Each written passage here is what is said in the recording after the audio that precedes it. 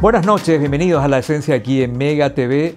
Mpox, viruela del mono, como decimos, es un tema que está en comentarios de muchos. Ya está en nuestro país, todavía no hay casos, no hay casos. ¿En qué consiste? ¿Qué tanta diferencia hay entre esa viruela que por años hemos conocido? ¿Es mortal? ¿Es grave? ¿Cómo se manifiesta? ¿Las formas de prevención? ¿Hay vacunas para esto? ¿No hay vacunas? ¿Podríamos estar ante una nueva epidemia? No tanto, en fin. Pero para eso, todo eso que queremos saber, vamos a preguntar a nuestro entrevistado de esta noche. Gracias, doctor Hernán Rodríguez, infectólogo, por estar aquí con nosotros esta noche. Gracias por su tiempo, antes que nada. Al contrario, muchas gracias a ustedes por la invitación. Es un tema, como bien dijiste, actual, que hay que tocarlo y sobre todo de fuente confiable, ¿verdad? Muchas veces escuchamos versiones, rumores que nos asustan, que nos crean ansiedad. Entonces es mejor basarnos en la información de parte de las instituciones y las instancias oficiales. La infectología es una especialidad médica, ¿verdad? Concretamente. Sí, estudia las enfermedades producidas por microorganismos, virus, hongos, bacterias, parásitos. Y también hay una extensión para los animales ponzoñosos, serpientes, arañas, por ejemplo. Perdona la ignorancia, pero las enfermedades infecciosas son siempre contagiosas. No, no siempre. Por ejemplo, hay enfermedades infecciosas producidas por ciertas bacterias que no necesariamente son contagiosas, ¿verdad? Por eso hay que identificar, muy bueno tu comentario, aquellas enfermedades infecciosas con riesgo de transmisión, digamos, lo cual hace que muchas veces tengamos que aislar a la persona hasta tanto ese microorganismo deje de existir en su cuerpo. Pero no en todos los casos es así, ¿verdad? Hay una infinidad de enfermedades infecciosas que no tienen ese tipo de contagio, digamos. Así mismo, voy a dar un ejemplo. Muchas veces la gente usa la palabra meningitis. Sí. Y no todas las meningitis son contagiosas, por ejemplo. Exacto. Hay una bacteria que se llama meningococo, que produce meningitis y eso sí puede ser transmitida de persona a persona. Pero hay otra bacteria que se llama neumococo, que también produce meningitis. De hecho, es la bacteria que con más frecuencia produce meningitis y en ese caso no se transmite, no es contagioso. Interesante. Yo le decía antes de comenzar esta charla, doctor, antes de salir al aire, que no sé si en el año se están cumpliendo esos vaticinios bastante preocupantes, y está bien que sea así, no que uno haga un pronóstico de una situación que se puede dar y nos preparemos para ello. Siempre se habla de un verano con dengue por todos lados, no sé si fue así, o un invierno con muchos problemas respiratorios que pueden llegar a resultar en una epidemia. ¿Cómo nos va en este 2024 hasta ahora? Realmente, como bien lo mencionaste, se ven casos de todas esas enfermedades, arbovirosis como el dengue, por ejemplo, o cuadros respiratorios como COVID-19, influenza, pero no llegan hasta un nivel de epidemia. Entendiendo que la palabra epidemia es muy importante especificar, es un término técnico que significa una cantidad de casos mayor a lo esperado. Voy a dar otro ejemplo. Vamos a suponer que tengamos un caso de sarampión.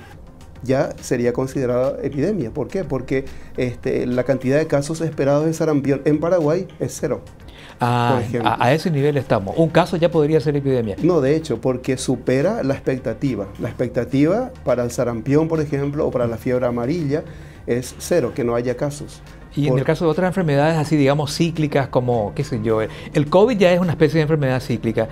Si hay cierta cantidad de casos, ¿no puede considerarse todavía epidemia? Exacto, si está dentro de la cantidad esperable, que eso de hecho se observa de acuerdo a los antecedentes.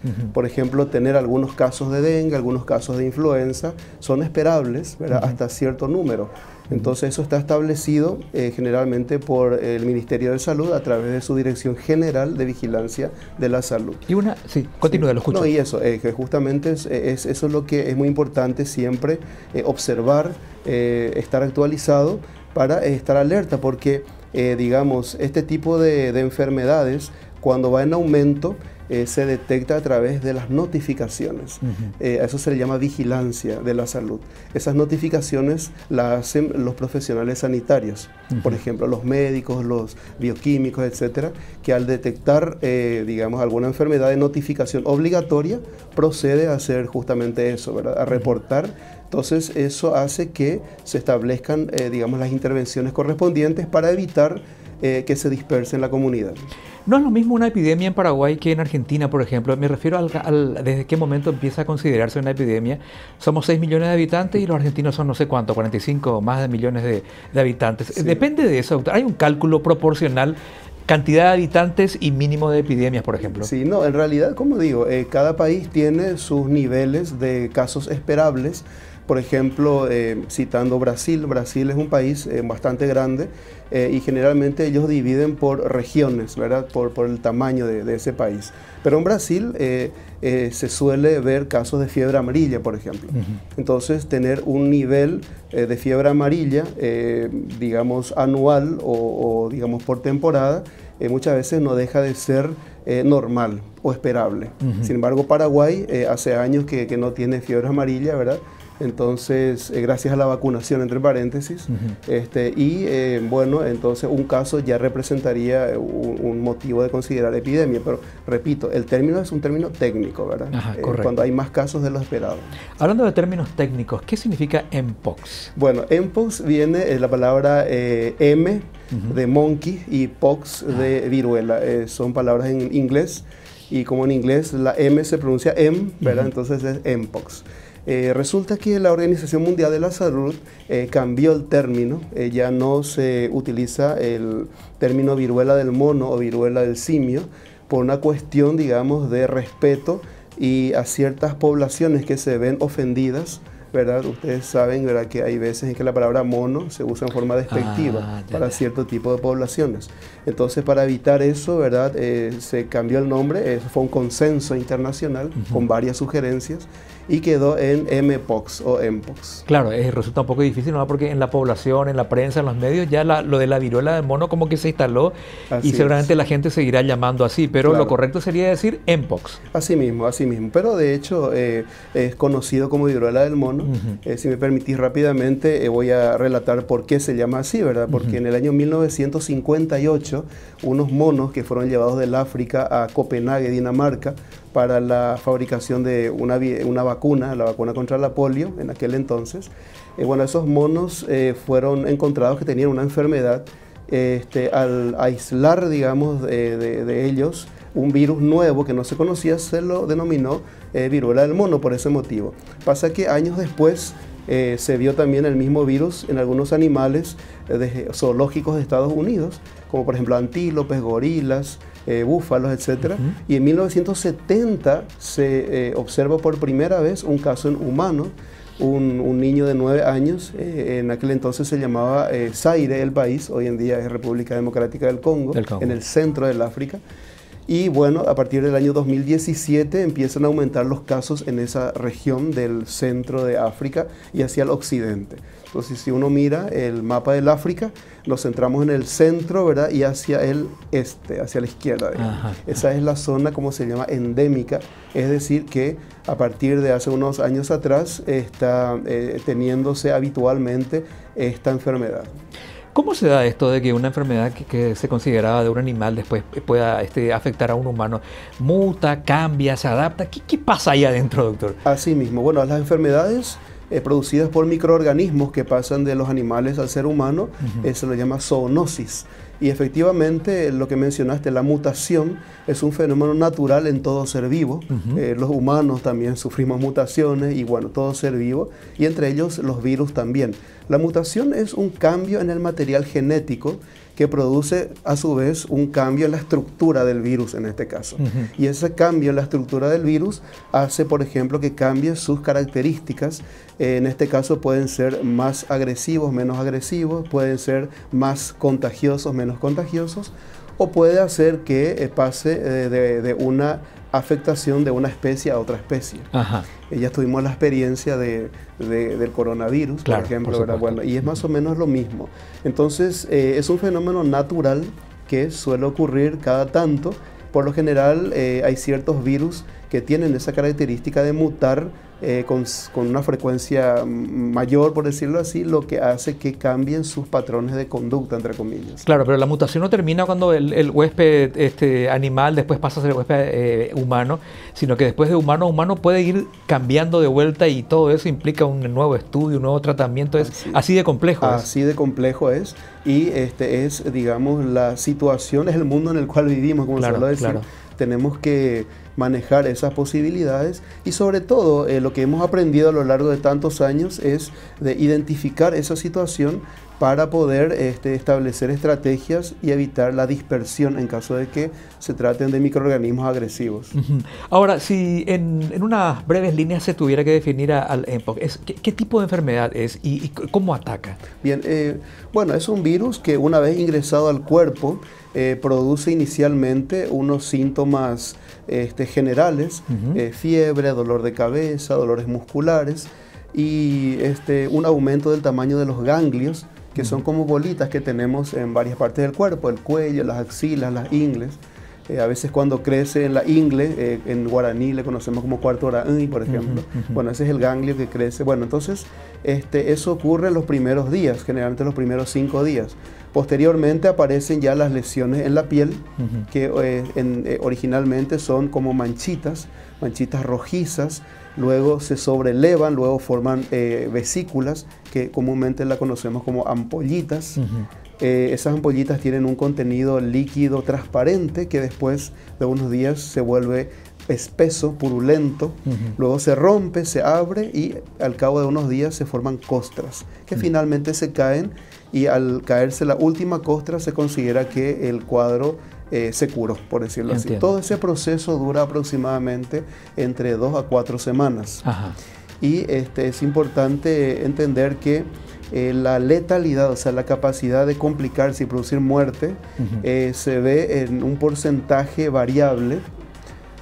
Por ejemplo, de la variante anterior que produjo la epidemia entre 2022 y 2023, en América tuvimos alrededor de 65.000 casos y 141 muertes, lo que haciendo una regla de 3 simple nos habla de un 0,2% de letalidad. Un porcentaje relativo. Exacto, relativamente bajas, exacto. En Paraguay tuvimos 126 casos, ni un fallecido. Ni un fallecido, afortunadamente. Qué suerte. Esta nueva variante que aparece este año, entonces se caracteriza, según las estadísticas, por un digamos, incremento en las franjas de edad, en las franjas etarias. Pero de eso, doctor, me gustaría que me explique a la vuelta del corte. ¿Le parece? Perdone que lo interrumpa, tenemos que ir a un corte. Y ahí quiero que me cuente esto de las franjas, a quiénes podría atacar más, cómo podemos prevenir y, por supuesto, algo muy importante, el tratamiento y si hay vacunas para esto. Pero todo eso a la vuelta del corte aquí en La Esencia.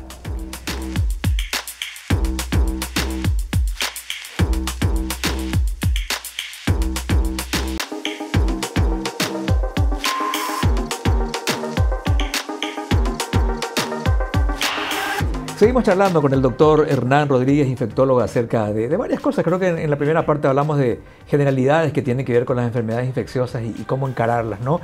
Y esto del mpox, que sería la manera correcta de denominar a la viruela del mono. Y cuando llegó el momento de hacer un corte, él nos estaba explicando acerca de cuáles son las franjas más atacadas por esta versión de esta enfermedad. Doctor, ¿qué nos decía con respecto a esto? ¿A quiénes ataca más? Correcto. Bueno, hablando de la variante anterior, en la que produjo la epidemia entre el 2022 y 2023, la franja etaria más afectada fue la de 20 a 44 años, ¿verdad? Por supuesto, con excepciones.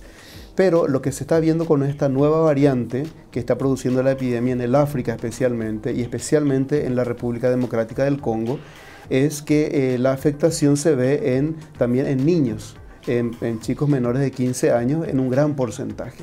Esto hace pensar que las características de este virus también cambiaron, porque recordemos que el patrón de transmisión se asemejaba mucho a una infección de transmisión sexual en la variante anterior, en la epidemia anterior. Entonces esta pareciera ser que es diferente.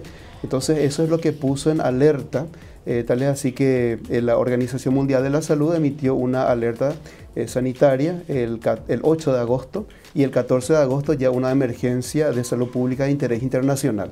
Ahí también quiero explicar que alerta significa que estemos atentos a que algo pueda pasar, ¿verdad? Y emergencia en salud pública es simplemente para que se destinen recursos para tanto la atención y el diagnóstico de estas enfermedades, ¿verdad? No se trata precisamente de una situación que deba crear pánico o paranoia, ¿verdad? Simplemente es para que reforcemos las medidas a tomar en caso de que se presente en nuestros países. Doctor, ¿de qué depende la agresividad o no de esta enfermedad? Siempre depende del receptor. Se suele decir en el caso de COVID, por ejemplo, por tomar un ejemplo, bueno, mira, si tenés diabetes es más peligroso, si sos hipertenso también. Las famosas enfermedades, ¿cómo es que le dicen? De base. Así. ¿En esto también se tiene en cuenta eso para el mpox? Por supuesto, hay muchos factores, vos lo dijiste perfectamente, las enfermedades de base, sobre todo aquellas que producen una inmunodepresión, es decir, un descenso de nuestras defensas. Correcto. Como es una enfermedad infecciosa, un virus, entonces generalmente si una persona tiene una inmunodepresión, unas defensas bajas, hay un mayor riesgo de presentar un cuadro grave.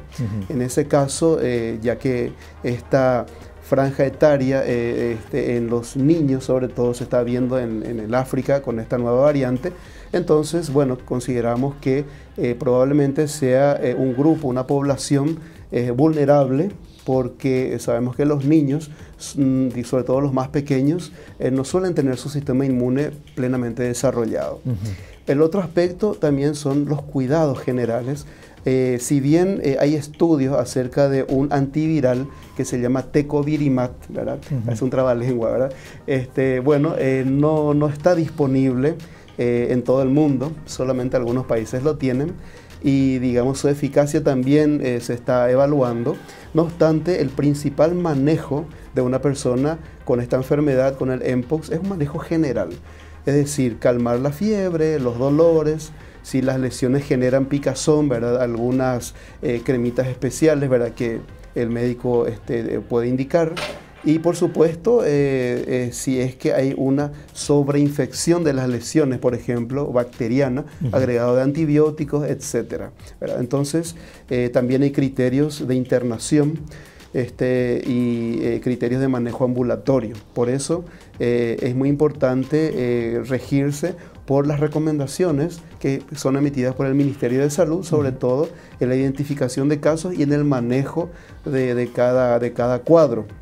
Así también es muy importante tener en cuenta la prevención, sobre todo a la hora sobre todo los profesionales sanitarios que deban atender pacientes con sospecha de esta enfermedad, utilizar los elementos, como se dice, de barrera, ¿verdad? Guantes, bata, mascarilla, para evitar justamente ponerse en riesgo si es que la situación lo amerita, ¿no? Y normalmente, ¿cuáles son los primeros síntomas? ¿En qué momento? Pues, mucha gente cree que, bueno, hay que esperar que aparezcan ahí las erupciones, digamos, en la piel. No es así precisamente, eso ya es una etapa medio avanzada, digamos, del... Sí, bueno, lo que tenemos que ver es justamente el primer paso en este análisis es lo que llamamos el periodo de incubación, que es el tiempo que tarda en que el virus ingresa al cuerpo y aparecen los primeros síntomas. El periodo de incubación va más o menos entre 5 a 21 días. Es decir, ¿cuál es la utilidad práctica de esto? Si una persona se expuso a alguien con mpox y pasó 21 días y no se enfermó, quiere decir o que no se produjo el contagio o que estaba ya inmunizada, por ejemplo, eventualmente. El periodo de invasión, que es cuando empiezan los primeros síntomas, como mencionamos, la fiebre, dolor de cabeza, dolores musculares, y también la aparición de ganglios. Bueno, eso dura aproximadamente 5 días. Son síntomas inespecíficos. Si un paciente llega por fiebre, dolor muscular, dolor de cabeza, probablemente se piense que es dengue. Claro. Entonces, u otra enfermedad. Entonces, siempre la fiebre es un motivo de consulta y el profesional sanitario debe tener una gama de posibilidades, entre las cuales no debe descartar también un mpox. Después de los 5 días más o menos, ya empiezan las lesiones, ¿verdad? Y es allí donde recién probablemente se llega a sospechar. Esa es la realidad. Claro, claro. Porque es digamos... Es lo más característico, exacto, digamos. Es el cuadro característico de esta enfermedad. Y justamente como mencionamos, tiene un proceso de unas etapas que terminan con la costra y la caída de la costra, ¿verdad? ¿Hay asintomáticos en esto, doctor? Eventualmente puede haber, pero no suele ser muy frecuente, pero suele haber. Lo otro que también hay que tener en cuenta es que las ropas usadas por una persona, digamos, con Mpox, deben ser lavadas y destinadas en forma individual, por supuesto. También las ropas de cama, porque las secreciones que contienen especialmente las lesiones de piel tienen el virus y también puede ser una vía de transmisión. Algunos hablan de que este virus permanece horas, otros dicen que permanecen días. Entonces lo importante es saber que tanto la higiene, la limpieza como la desinfección son métodos de eliminación de este virus, tanto de las ropas como de las superficies diversas que pueden estar contaminadas con esas secreciones, ¿verdad? Ahora, ¿este virus, su existencia y su permanencia en el ambiente depende también de la estación en que estemos o es independiente? Que sea invierno, que haga calor, que haga frío, eso no tiene nada que ver. Generalmente es independiente y si bien también puede estar en la saliva y el virus cuando el paciente habla puede eliminar con las gotitas de saliva. Estas gotitas por lo general caen a menos de 2 metros, entonces es una ventaja. Por lo general no están en los aerosoles que habíamos hablado en su momento en el caso de COVID, ¿verdad? Estamos hablando más bien de gotitas y por eso también el paciente debe usar una mascarilla, sobre todo si va a consultar o va a estar en un ambiente donde las secreciones pueden contaminar las superficies. Para esto también las mascarillas son importantes, por supuesto. Como usábamos en la época del COVID, de las pandemias y sí. ¿En esto también? Sí, pero limitándose al momento en que se le va a atender a un paciente o a alguien que esté en riesgo, ¿verdad? Básicamente por eso, no para usar en todas partes, ¿verdad? Usted decía hace rato, doctor, que por ahí si alguien estuvo en contacto con un infectado y no se contagió, probablemente ya esté inmunizado. Sí. ¿Esto quiere decir que esto se tiene una sola vez y ya uno queda inmunizado para esa variante de Mpox? ¿Cómo funciona? Sí, bueno, 2 puntos al respecto. En primer lugar, a tu pregunta, si bien hay casos en donde hay personas, según reportes, tuvieron más de una vez Mpox, ¿verdad? Lo cual indica que no quedaron inmunizadas, ¿verdad? Parecería ser que la inmunidad tiene una duración importante de varios años. Pero, por otro lado, quienes nacimos antes de 1980 recibimos la vacuna contra la viruela humana. Recordaremos, ¿verdad?, que esa viruela humana fue erradicada, es decir, ya no existe en el mundo gracias a la vacuna. Doy énfasis porque las vacunas son importantes. Claro que sí. Y si bien también se desarrollaron vacunas contra el Mpox, ¿verdad? No están disponibles también para todo el mundo.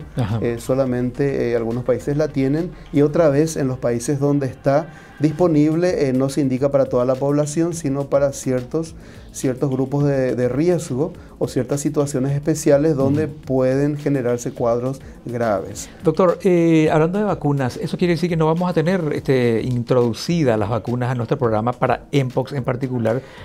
Sí, por ahora finalmente. No. De hecho, como digo, inclusive los países que tienen esa vacuna está limitada, están destinadas a cierto grupo de personas, de poblaciones vulnerables muy especiales también. Correcto. Doctor, le agradezco muchísimo. Aprendimos muchísimo con usted porque nos habla así muy sencillamente para que entendamos todos. Y para otras cuestiones de enfermedades infecto-contagiosas vamos a molestarlo de vuelta. ¿Le parece? No es ninguna molestia, al contrario, es un gusto y bueno, estoy siempre a disposición. Muchas gracias. Gracias a usted. Interesante realmente escucharlo al doctor Hernán Rodríguez, infectólogo, especialista en este tipo de cuestiones y por supuesto que vamos a molestarlo de vuelta dentro de muy pronto. Hasta la próxima en La Esencia.